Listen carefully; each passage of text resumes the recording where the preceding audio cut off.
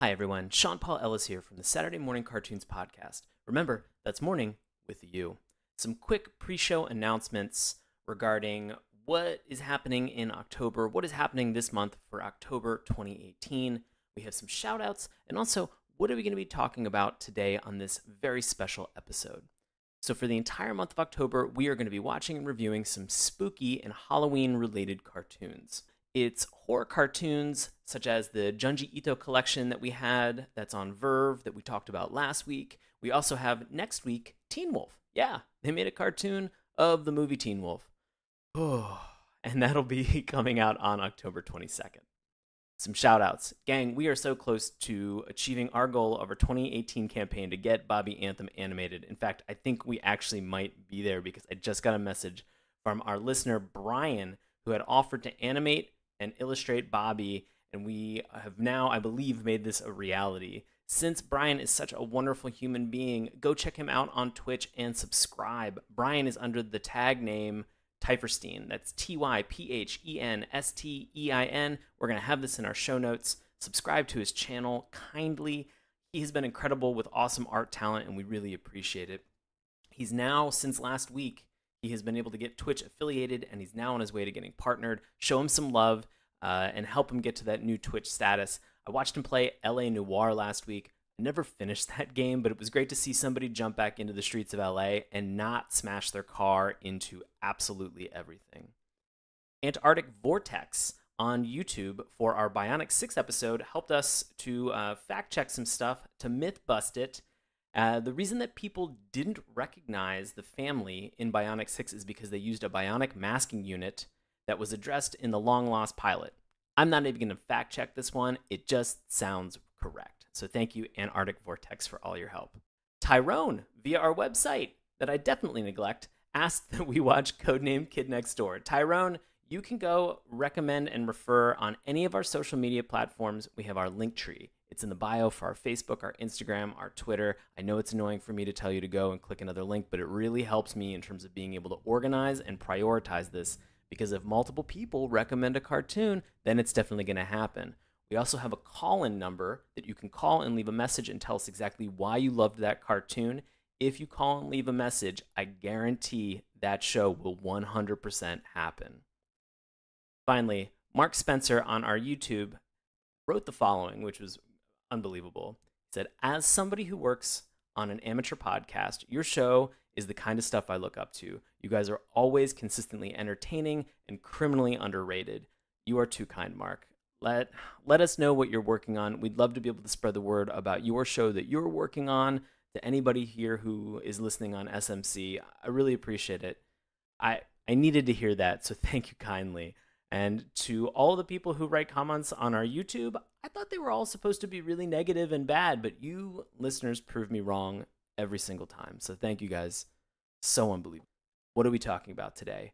Rory Lucy. Rory Lucy has a book that is called Jonesy, 9 Lives on the Nostromo, and it comes out October 16th. If you're listening to this on the day that this is released, October 15th, then it comes out tomorrow. Go pre-order it. If it's any other time, go buy this book.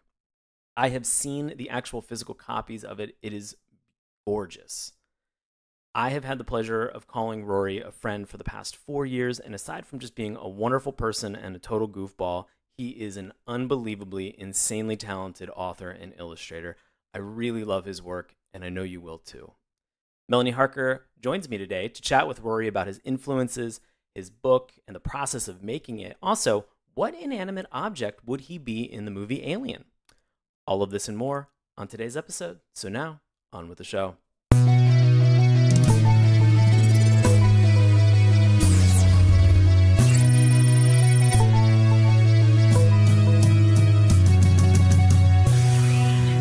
Hello, and welcome to Saturday Morning Cartoons, the podcast that revisits, reviews, and ridicules some of the world's weirdest animated series. Coming to you all the way from the Nostromo, I'll be your host, Sean Paul Ellis. And launching from an escape shuttle and right into the studio, we have co-host joining me this week, Melanie Harker. Welcome, Melanie. Hi. How are you doing? I'm so excited to be here. Saturday Morning Cartoons' third favorite guest, I believe. Is that you think you're the third favorite? I think that's what I am. Why have you elevated two other people ahead of you? Because I'm humble, Okay. but I know where I stand. Well, fair enough. Yeah. Understood. I mean, I know Jamal Newman's ahead of me. That's clear. So, Wow. yeah. Strong words right out the gate. I mean, it's true. Well, this week we don't have to worry about actually talking about a cartoon because this is a very special week and a very special interview. And joining us, bursting out of Kane's chest, we have our special guest, author and illustrator, Rory Lucy, joining the show. Welcome, Rory. Hi, thanks so much for having me. Oh, man, we're very excited to have you here. For everybody who has been listening for, I want to say, over 150 plus episodes of this, whether you know it or not, you have actually seen Rory's artwork because Rory is the illustrator who created the logo that we have for Saturday Morning Cartoons. So anything that you see across any of our social media, that is all thanks to Rory. So thank you, Rory. So welcome. I should have probably thanked you when you put it together originally. This is really sort of long overdue, but I wasn't going to say anything. I hear that you modeled the T-shirts after in your own image. Yeah, both of those children you're saying Both in of those the children. logo? No, one of them has a T-shirt on that's like bat. Isn't that right or something? Isn't there a bat on one of the shirts? Sure. Yeah. Yeah. They're both me. They're both my shirts. I don't know. One has like a ghost and one is like a head with like wings on the side. Yeah. I mean, I'm sure now that seems like something that I want to exist. I was trying to will it into existence. I don't know if I had that before. I think it means you're destined to be a head with wings. That's just what I'm trying to tell you. Yeah. Thank you. You're welcome. I'm here for the compliments. No, I love the fact that you would just put him on blast like that. Remember that thing you did 3 years ago for us? Do you remember every specific about the details of this icon that you clearly don't stare at every day, unlike all of our loyal listeners? Let me who know walk all through kinds my of details? memory house and okay. Yep. This is how I do this, right? I'm gonna end that bit right now. I'm sorry. No, fair enough. Well, no. Bail Perfect. Extensive memory house bit. Well, we should say that the main reason that Rory is joining us is because he is in the process, and tomorrow you will be able to purchase this in stores, Amazon, and everywhere. You have your first book that is going to be published, right? Yes. It's called Jonesy, 9 Lives and the Nostromo, and it comes out tomorrow, October 16th. And then basically if you're listening to this after October 16th, it's out, and now you can go buy it. You have no excuse. Yes. Hitting the streets. If you're listening to this on Monday, you have an excuse. You can still pre-order it at that point. But if you're listening to this Tuesday, no excuse anymore. Nope. From that point forward. No, I understand. So we really kind of want to talk a little bit about, obviously you have this book that's coming out, and clearly you've done amazing artwork that I love for the podcast. But we just kind of wanted to understand really kind of who is Rory Lucy and sort of what are your influences that you have that kind of create you as an artist and an author? Sure. I mean, I would say it's like, trifold of there are comics and there are cartoons and there are picture books or kind of traditional illustrators mixed in with, some printmaking and fine art and other things. But for me, the big kind of tent poles are like Calvin and Hobbes, Bill Watterson. That's enormous, and that ability to jump between kind of serious or kind of philosophical and then sincere and then silly. That's all great. And then, I mean, even more than that, it just it's the best looking thing, I think, still. He's really big. Raymond Briggs is another really important one for me. He's a British illustrator. He's probably best known for The Snowman. There's an animated special of it. Not the Joe Nesbo book that they turned into a movie with Michael... Keaton? No, it was the Irish actor, the good-looking one. What's his name? Michael Fassbender. There we go. Michael Fassbender. Yeah. He's in a so movie not that about one. There's a Colin snowman? Firth?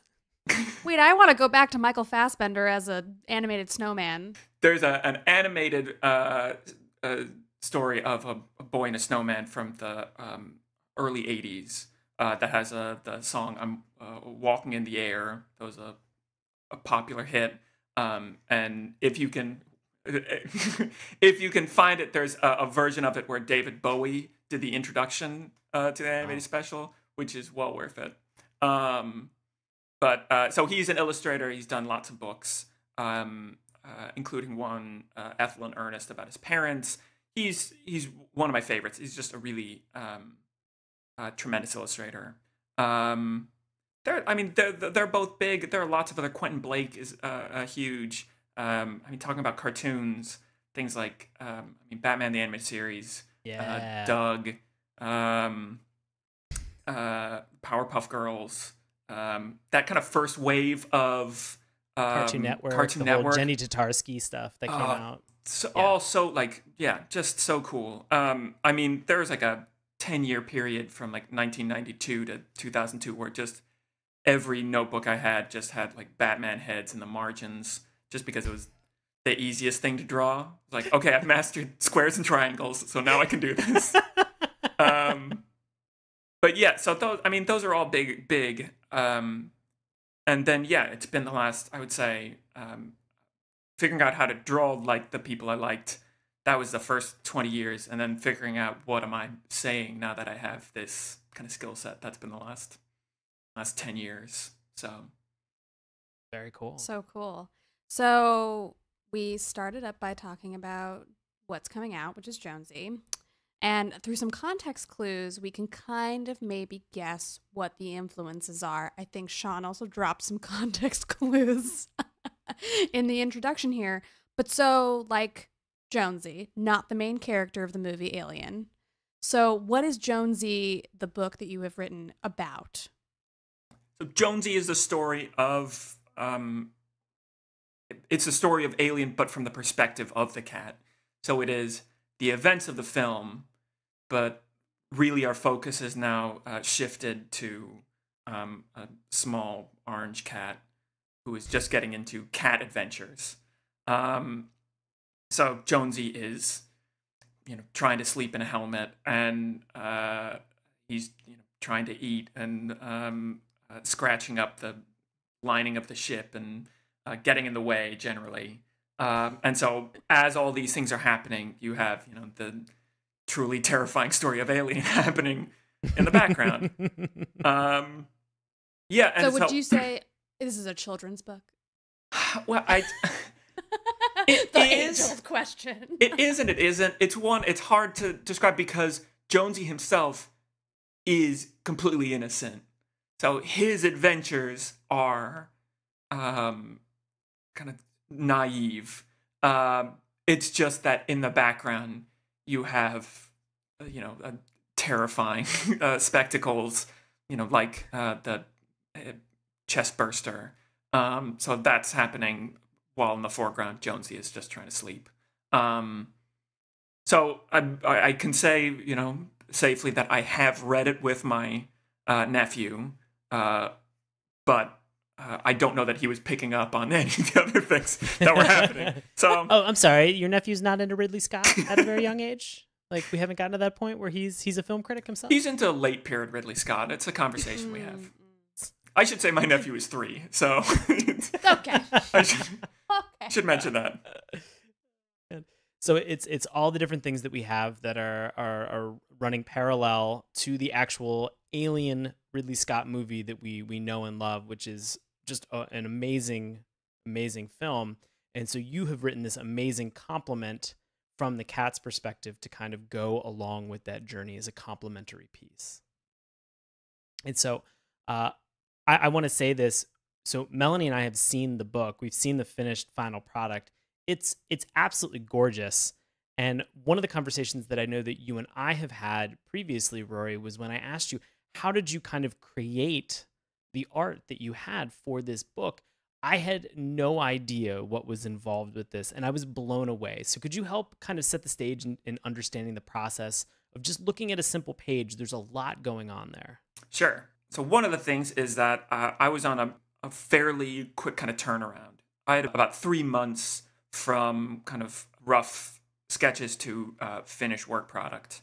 I had an idea of how I wanted the book to look in the end, and I wanted it to look like it was kind of a watercolored. But I knew that for me to still be able to experiment and change things around, that I probably wasn't going to be able to kind of watercolor each panel kind of individually. So instead, I started in kind of rough pencils, outlined the whole story, kind of storyboarded it all out, figured out the beats, when we're waking up, beginning we're waking up on the Nostromo, at the end it's Ripley and Jonesy, and they're in a pod together. Should probably say spoiler alert for a 40-year-old movie in case I was going to say, I don't think you could spoil it because it came out in 1979, right? Yes. But so in case you were waiting until after this interview to watch the film, apologies. You're screwed now.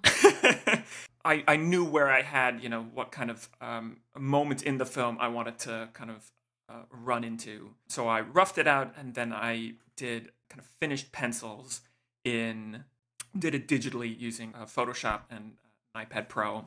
And then from that, I printed everything out, and I did like a black and white watercolor paintings in value, so black and white, to get like a contrast and really paint through the whole thing. I then scanned that in, made that a layer, and then I colored everything. As I'm saying it, this sounds insane, and it was. 100%. I don't know that I recommend this to anybody. But then I did solid color, and I put the watercolor layer on top as a mask so that it gave the color underneath the texture of the watercolor painting. So it has the feel of watercolor throughout. But yeah, it was a tremendous amount of work. But I'm very pleased with how it turned out. It came out exactly how I wanted it to look, which is, I think, the best. And it looks gorgeous, and just as a part of the process as you were going through, because I mean, if I break this down, you've got the base layer, you've got a black and white watercolor that then you added additional color on top of, and then you added the actual line drawings on top of that, and then you went in and you colored everything that was on top of that, correct? So yes, there's a lot that's involved in just that process. And so for everything that you were doing, was there a favorite part of the process that you had? Yeah, when it was done. It was breathing after I finished.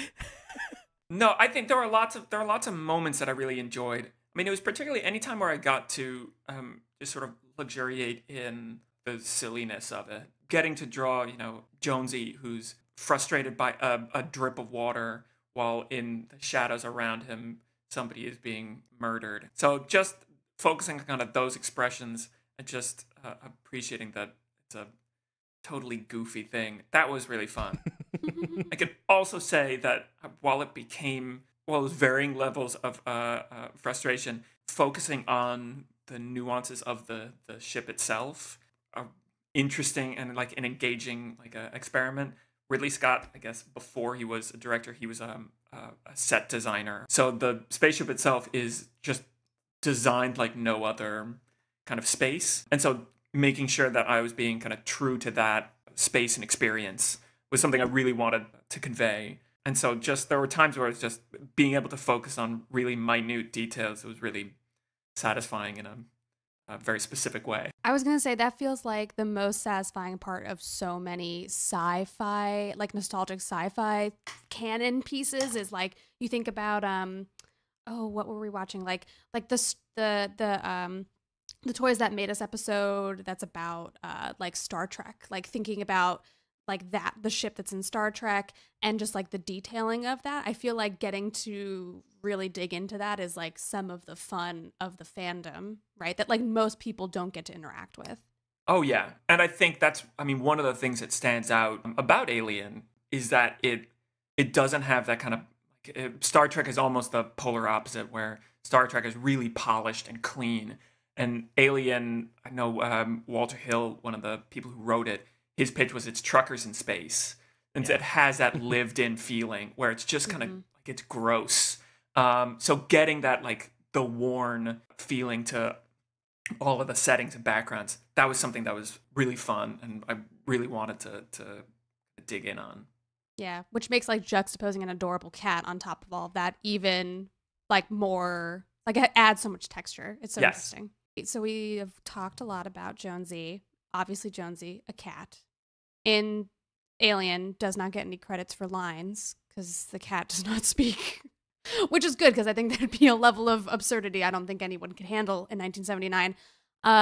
But we were just curious because you flip through the book and it's so beautiful, and there's no words through the entire piece. So how do you even think about architecting a story like that? Like, are you storyboarding big pieces of it? Are you like writing internal dialogue? Like, how are you, putting all that together?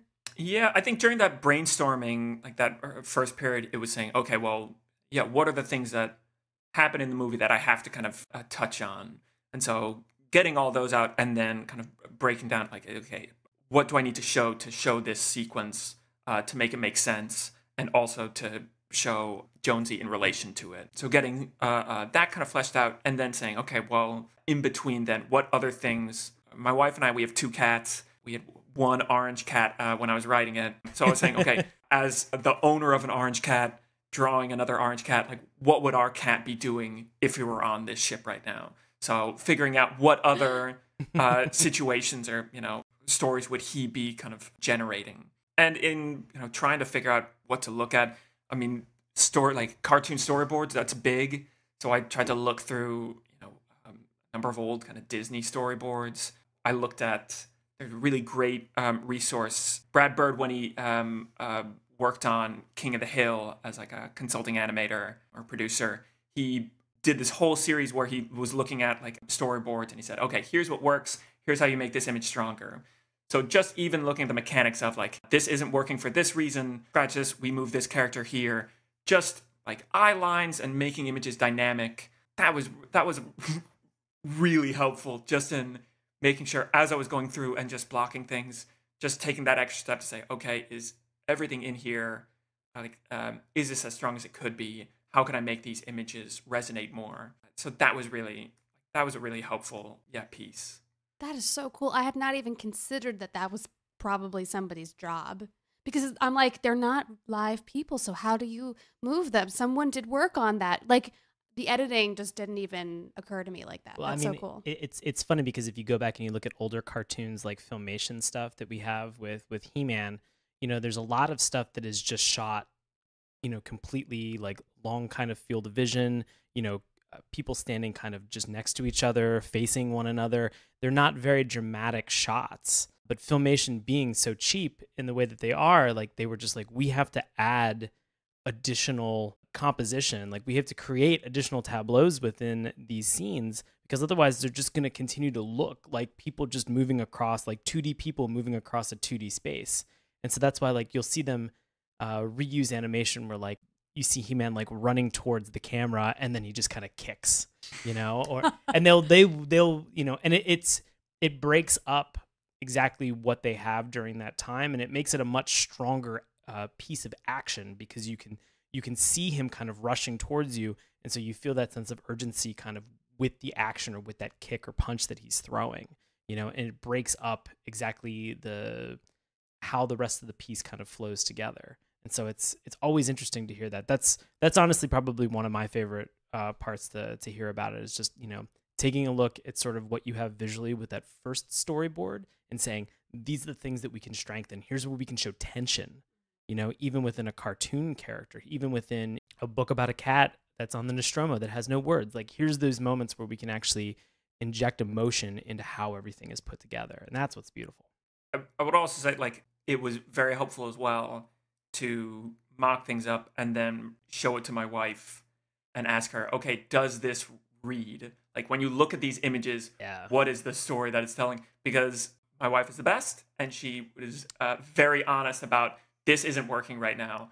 And I'm gathering. I need, like, that's something where it's just like, okay, I need to hear that. I need to make this stronger. So because I can't kind of fall back on saying like, oh, well, I'll just add, like, I'm going to put text and that will explain these things. Everything just needs to, like, you need to show everything. Wow. Yeah, your wife sounds like a very smart lady.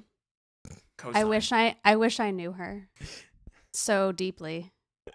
Like we were best friends or something. Full disclosure, that is the case.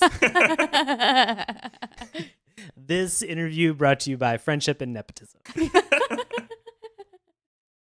So, with everything that you have that's kind of going on with this, and with the process and the story and having to create all these storyboards and put everything together, what was that moment? What was that sort of epiphany moment where you realized, like, this is a real thing, like this is actually happening for me? Yeah, so I mean, it was a funny process going like the whole journey because there were so many stops and starts.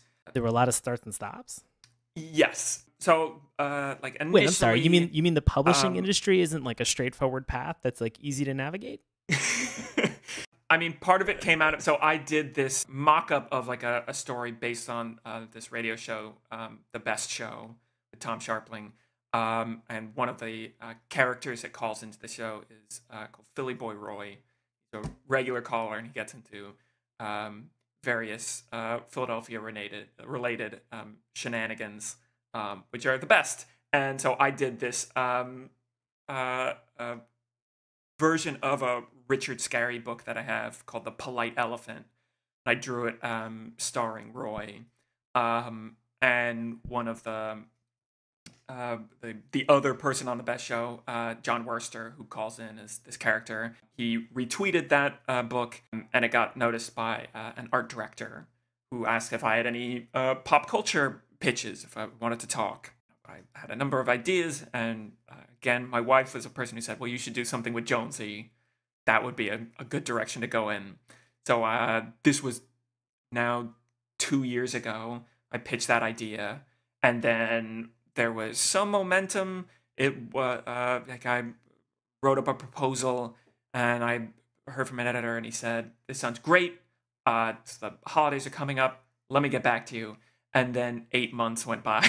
Oh my God. Because also nothing says holiday like Alien. Yeah, yeah. Those 8-month holidays that some of us did. I think they got it confused with Hanukkah. It's 8 days, not 8 months. Sure. Very different. But so then I was working on other things. I followed back up with the person who had initially emailed me. He was like, "Oh, that person left. So let me let me figure this out."